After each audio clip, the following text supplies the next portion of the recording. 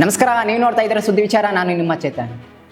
ನಮ್ಮ ಕರ್ನಾಟಕದಲ್ಲಿ ಅಥವಾ ನಮ್ಮ ರಾಜ್ಯದಲ್ಲಿ ಕನ್ನಡ ಅಧಿಕೃತ ಭಾಷೆ ಅಂತ ನಮ್ಮೆಲ್ಲರಿಗೂ ಗೊತ್ತು.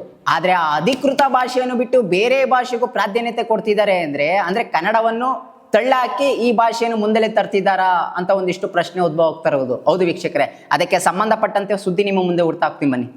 ವೀಕ್ಷಕರೇ, ಏನು ಈ ಹಿಂದೆ ಒಂದಿಷ್ಟು ಅಂದ್ರೆ 2-3 ತಿಂಗಳ ಹಿಂದೆ ಒಂದಿಷ್ಟು ಸುದ್ದಿ ಹರಿದಾಡ್ತಿತ್ತು ಸಾಮಾಜಿಕ ಮಾಧ್ಯಮದಲ್ಲಾಗ್ಬೋದು. ಏನು ಒಂದು ನಮ್ಮ ಕರ್ನಾಟಕದ ಆರೋಗ್ಯ ಇಲಾಖೆಗೆ ಸಂಬಂಧಪಟ್ಟಂತಹ ಆಹ್ವಾನ ಪತ್ರಿಕೆ ಏನಿತ್ತು, ಆ ಆಹ್ವಾನ ಪತ್ರಿಕೆ ಆಗ್ಬೋದು ಅಥವಾ ಏನು ಆಮಂತ್ರಣ ಪತ್ರ ಆಗ್ಬೋದು, ಅದು ಕನ್ನಡದ ಅಧಿಕೃತ ಭಾಷೆಯಲ್ಲಿ ಇರ್ಬೇಕು ಆಕ್ಚುಲಿ.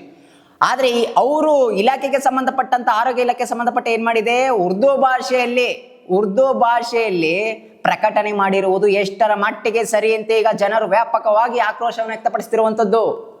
ಕನ್ನಡ ಪರ ಹೋರಾಟಗಾರರು ಇದ್ರ ಬಗ್ಗೆ ವ್ಯಾಪಕವಾಗಿ ಆಕ್ರೋಶವನ್ನು ವ್ಯಕ್ತಪಡಿಸ್ತಿರುವಂತದ್ದು.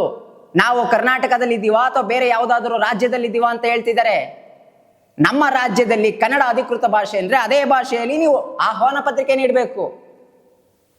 ಬೇರೆ ಭಾಷೆಗಳು ಕೊಡ್ತೀರಿ ಅಂದ್ರೆ 22 ಭಾಷೆ ಭಾರತದ ಅಧಿಕೃತ ಭಾಷೆ ಇದೆ. ಅವರೆಲ್ಲರೂ ನಮ್ಮ ಕರ್ನಾಟಕದಲ್ಲಿ ಇದ್ದಾರೆ. ತಮಿಳು, ತೆಲುಗು, ಮರಾಠಿ ಅವರೆಲ್ಲರೂ ಇದ್ದಾರೆ.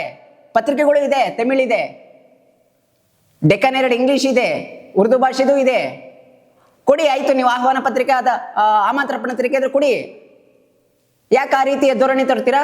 ಕನ್ನಡ ಅಧಿಕೃತ ಭಾಷೆ ಅಂದ್ಮೇಲೆ ಅದೇ ಭಾಷೆಯಲ್ಲಿ ನೀವು ಮಾಡಬೇಕು.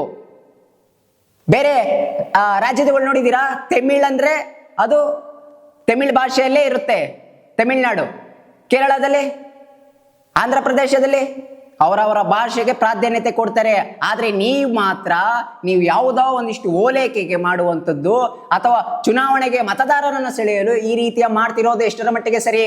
ನಾನಿಲ್ಲಿ ಯಾವುದೇ ಭಾಷೆಯನ್ನು ವಿರೋಧ ಮಾಡ್ತಿಲ್ಲ. ಕರ್ನಾಟಕದ ಕನ್ನಡದ ಅಧಿಕೃತ ಭಾಷೆ ಅಂತ ಮಾಡಿದ್ರೆ ಆ ಭಾಷೆಗೆ ಮಾತ್ರ ನೀವು ಪ್ರಾಧಾನ್ಯತೆ ಕೊಡಬೇಕು. ಬೇರೆ ಭಾಷೆಗಳು ಕೊಡ್ತೀರಿ ಅಂದ್ರೆ ಎಲ್ಲಾ ಭಾಷೆಗೂ ನೀವು ಕೊಡಿ. ಒಂದ್ ಕಣ್ಣಿಗೆ ಬೆಣ್ಣೆ, ಒಂದ್ ಕಣ್ಣಿಗೆ ಸುಣ್ಣ ಏನಕ್ಕೆ? ಕನ್ನಡಕ್ಕೆ ಇಲ್ಲಿವರೆಗೂ ಏನೂ ಸಿಕ್ಕಿಲ್ಲ ಸರಿಯಾಗಿ.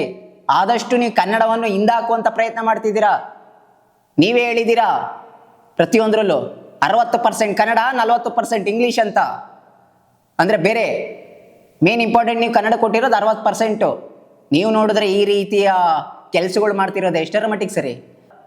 ಇಂದಿನ ಸರ್ಕಾರ, ಬೊಮ್ಮಾಯಿ ಸರ್ಕಾರ ಇರ್ಬೇಕಾದ್ರೂ ನೋಡ್ಬೋದು, ಅದ್ರಲ್ಲೂ ಉರ್ದು ಭಾಷೆಯಲ್ಲಿತ್ತು. ಅವಾಗ ಏನು ಆರೋಗ್ಯ ಇಲಾಖೆ ಸಚಿವರಾಗಿರುವಂತ ಸುಧಾಕರ್ ಇದ್ರು. ಅದಕ್ಕೆ ಸಂಬಂಧಪಟ್ಟ ದೃಶ್ಯಾವಳಿಗಳು ನೋಡ್ಬೋದು, ಉರ್ದು ಭಾಷೆಯಲ್ಲಿತ್ತು. ಯಾವುದೇ ಸರ್ಕಾರ ಬಂದರೂ ಓಲೈಕೆಯನ್ನು ಮಾತ್ರ ಬಿಡಲ್ಲ. ಇನ್ನಾದ್ರೂ ತಿಳ್ಕೊಳ್ಳಿ, ಇನ್ನಾದ್ರೂ ಎಚ್ಚೆತ್ಕೊಳ್ಳಿ. ಕನ್ನಡ ಅಧಿಕೃತ ಭಾಷೆ ಅಂತ ಇದೆಯಲ್ಲ, ಅದನ್ನು ಫಸ್ಟ್ ನೋಡಿ. ನಿಮ್ಮ ಯಾರಿದೋ ಓಲೈಕೆಗೋಸ್ಕರ ಅಥವಾ ಮತ ಪಡೆಯುವಂತ ಯಾವುದೋ ಒಂದು ಆಲೋಚನೆಗಳಿಗೋಸ್ಕರ ನಿಮ್ಮದೇ ಆದ ಒಂದು ರೀತಿಯಲ್ಲಿ ಮಾಡಕ್ ಹೋಗ್ಬೇಡಿ. ಇದನ್ನ ನಾನು ಹೇಳ್ತಿಲ್ಲ, ಜನರು ವ್ಯಾಪಕವಾಗಿ ಆಕ್ರೋಶವನ್ನು ವ್ಯಕ್ತಪಡಿಸ್ತಿರುವಂಥದ್ದು. ಒಟ್ಟಿನಲ್ಲಿ ಇದಾಗಿತ್ತು ಇವತ್ತಿನ ಸುದ್ದಿ ವಿಚಾರ. ಸುದ್ದಿ ನಮ್ಮದು, ವಿಚಾರ ನಿಮ್ಮದು.